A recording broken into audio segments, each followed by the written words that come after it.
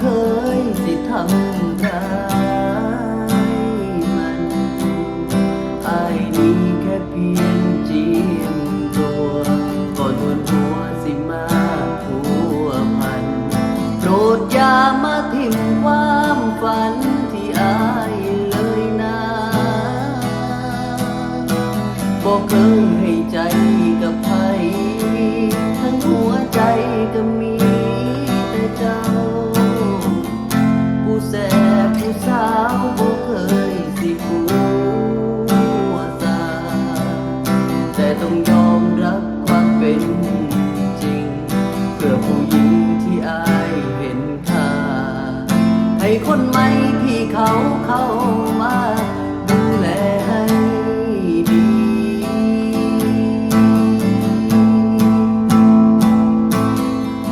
สำหรับอายแล้วเจ้านั้นมีค่าที่ผ่านมาหาเจ้าจริงให้เกียรติน้องเป็นผู้หญิงที่อายนั้นมีอย่าเคยปากเรียกเธอว่าแฟนเดินควงแขนสักครั้งก็ยังดีอยากให้รู้ว่าที่เหตุแบบนี้อายมีเหตุผล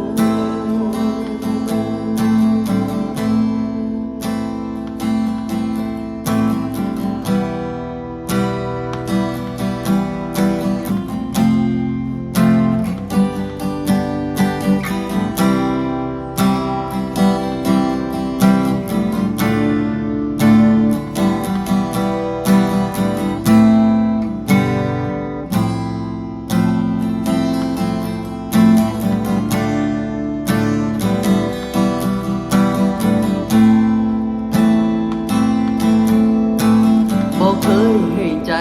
กับใครทั้งหัวใจก็มีแต่เจ้าผู้แสบผู้สาวบอกเคยสิผั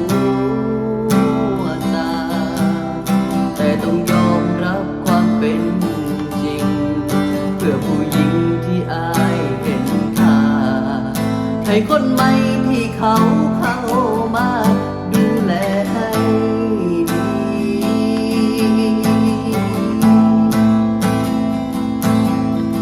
สำหรับอายแล้วเจ้านั้นมีค่าที่ผ่านมาหาเจ้าจริง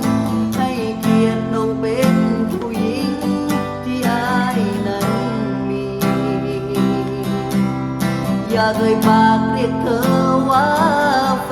นเดินควงแขนสักครั้งก็ยังดีอยากให้รู้ว่าที่เหตุแบบนี้อายมีเหตุผลอยากบอกให้น้องเข้าใจอายบอกเคยคบใครหลายคน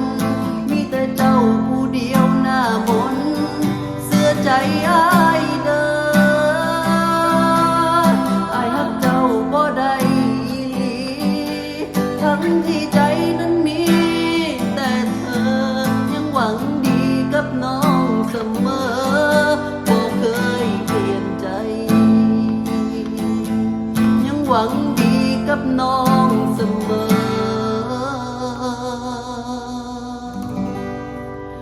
บอกเคยรักใคร